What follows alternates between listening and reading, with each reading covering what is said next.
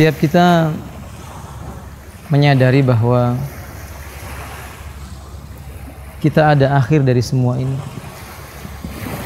Likulli ummatin ajal. Tiap umat memiliki batas usia yang dia miliki.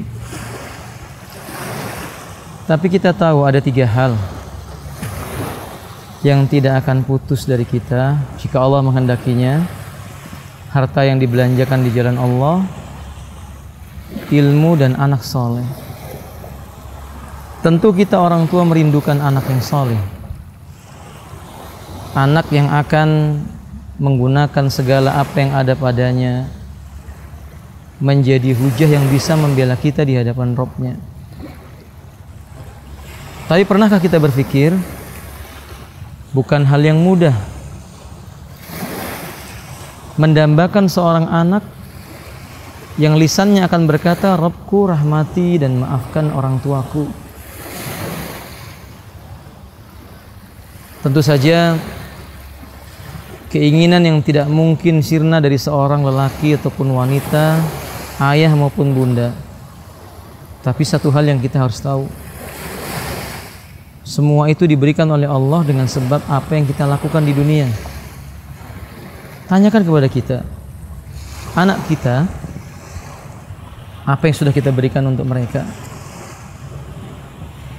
Karena mereka akan menjadi bekal yang baik bagi kita kalau kita kenalkan mereka tentang siapa Rabb-Nya, siapa Nabi-Nya, dan apa agamanya, sehingga dia mengenal apa yang menjadi hak kita sebagai orang tuanya. Kita banyak lupa, dan kita terlalu banyak menuntut kepada anak-anak kita. Kita lupa bahwa tulang mereka rapuh. Kita lupa yang terlukis dan tergambar dari mereka itu yang kita buat atas mereka. Kita lupa bagaimana kita itulah mereka. Anak gambaran kecil buat kita. Hendaklah setiap kita memahami, mendambakan anak yang soleh membutuhkan kerja yang keras. Apa yang sudah kita buat? Mesti kita berikan kepada mereka makanan yang halal. Mesti kita berikan kepada mereka pendidikan yang baik. Dan mesti kita biasakan lisan kita atas mereka agar ia seperti kita dalam berucap tentang kebenaran. Tapi kadang kita hanya sekedar berharap, kita tidak berbuat. Kita bakhil untuk mereka, padahal mereka membutuhkan untuk mendapatkan kebaikan dari harta, dari pendidikan, dari apa saja yang mereka kenal untuk mengenal Rabb, yang mereka tahu itu untuk mengenal Rabb-Nya. Ya, kita lupa, kita cuma sekedar doa, padahal kita dituntut agar kita berbuat untuk mereka, mengarahkan kepada apa yang diridai oleh Rabb-Nya. Anak kita mungkin kadang berkata, kenapa ayah hanya bisa memerintah saja? Mana contoh buat kami? Anak kita mungkin berkata, engkau mengharapkan kasih sayang dariku, sementara engkau tidak menyayangiku. Sejak kecil kita lemparkan ia ke tempat yang menurut kita untuk menambah pengetahuannya.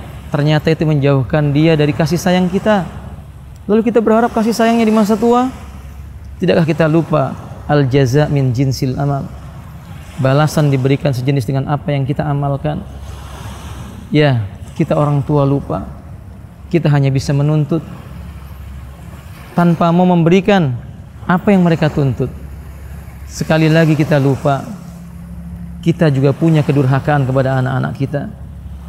Kedurhakaan ini bisa menyeret kita ke dalam jurang api neraka. Maka sebelum itu terjadi pada diri kita, peluk anak kita, sayangi anak kita, bisikkan ke telinga dan hatinya tentang kuasa Rabb-Nya. Perkenalkan manusia yang paling mulia yaitu Nabi-Nya. Buat ia bangga dengan orang tuanya, dengan akhlak mulia kita. Dan berdoalah kepada Rabb kita supaya dia dan kita ada bersama-sama dalam surga Allah Azza wa Jalla.